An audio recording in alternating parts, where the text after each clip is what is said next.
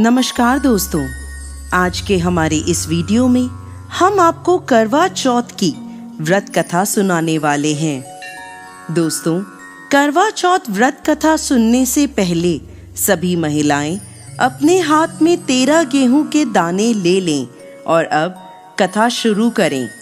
एक साहूकार के 7 पुत्र और 1 पुत्री थी। एक बार कार्तिक मास की कृष्ण पक्ष की चतुर्थी तिथि को साहूकार की पत्नी सहित 7 बहुओं और बेटी ने करवा चौथ का व्रत रखा। जब साहूकार के बेटे भोजन करने बैठे तब उन्होंने अपनी बहन से खाना खाने को कहा। तब बहन बोली, भाई अभी चांद नहीं निकला है, चांद निकलने पर उसे अर्घ देकर ही मैं भोजन करूंगी। साहूकार के बेटे अपनी बहन से बहुत प्रेम करते थे।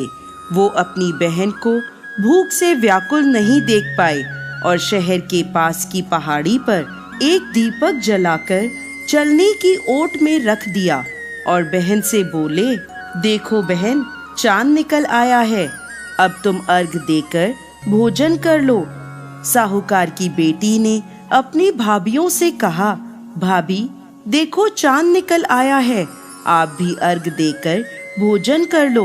ननद की बात सुनकर भाभियां बोली, बाईसा ये तो आपका चांद निकला है, हमारा चांद आने में अभी समय है।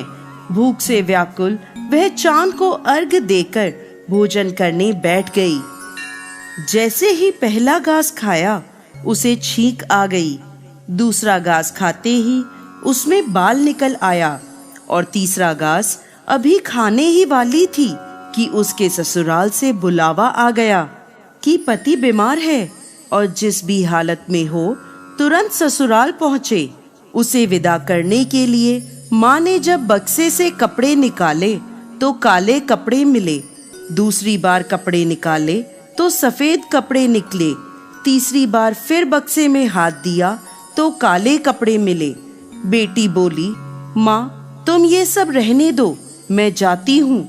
माँ घबराकर बेटी से बोली, बेटा रास्ते में जो भी छोटा बड़ा मिले सबके पैर पड़ती जाना, जो भी बूढ़ सुहागन होने का आशीर्वाद दे वहीं अपने पल्ले में गांठ बांध लेना। बेटी बोली, ठीक है, और वह अपने ससुराल चल दी। रास्ते में उसे जो भी मिला वो सबके पांव छूती गई।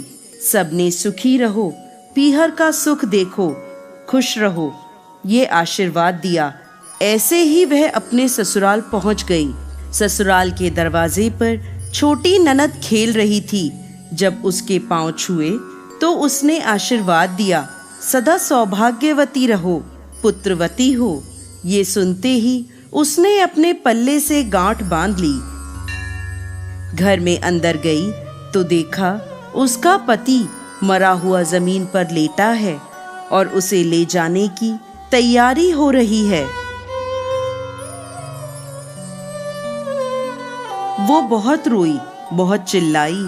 जैसे ही उसे ले जाने लगे वो रोती चिल्लाती बोली, मैं इन्हें ले जाने नहीं दूंगी। फिर भी जब कोई ना माना तो बोली, मैं भी साथ में जाऊंगी। नहीं मानी तो सब बोले, ले चलो साथ में। वो साथ साथ शमशान में चली गई। जब उसके पति के अंतिम संस्कार का समय आया, बोली, मैं इन्हें नहीं जलाने दूंगी। सब बोले, पहले तो पति को खा गई, अब उसकी मिट्टी भी खराब कर रही है। लेकिन वो नहीं मानी, अपने पति को लेकर बैठ गई। गांव के और परिवार के सभी बड़े लोगों ने ये निर्णय लिया कि रहने दो इसे यहाँ, इसके लिए एक झोपड़ी बनवा दो। वो वहाँ अपने पति को लेकर रहने लगी। अपने पति की साफ सफाई करती और उसके पास बैठी रहती। उसकी छोटी ननद दिन में 2 बार आकर उसे खाना दे जाती थी और वह हर चौथ का व्रत करती, चांद को अर्घ देती, जोत देखती। और जब चौथ माता ये कहती हुई आती, करवो ले भाइयों की प्यारी करवो ले, घड़ी बुखारी करवो ले, तो वह चौथ माता से अपने पति के प्राण मांगती। पर चौथ माता उसे ये कहती, हमसे बड़ी चौथ माता आएगी तब उससे अपने पति के प्राण मांगना। ऐसे एक एक करके सभी चौथें आई और सब यही कहती चली गईं। अश्विन की चौथ माता बोली, तुझसे कार्तिक की चौथ माता नाराज हैं, वो ही तेरा सुहाग लौटाएंगी।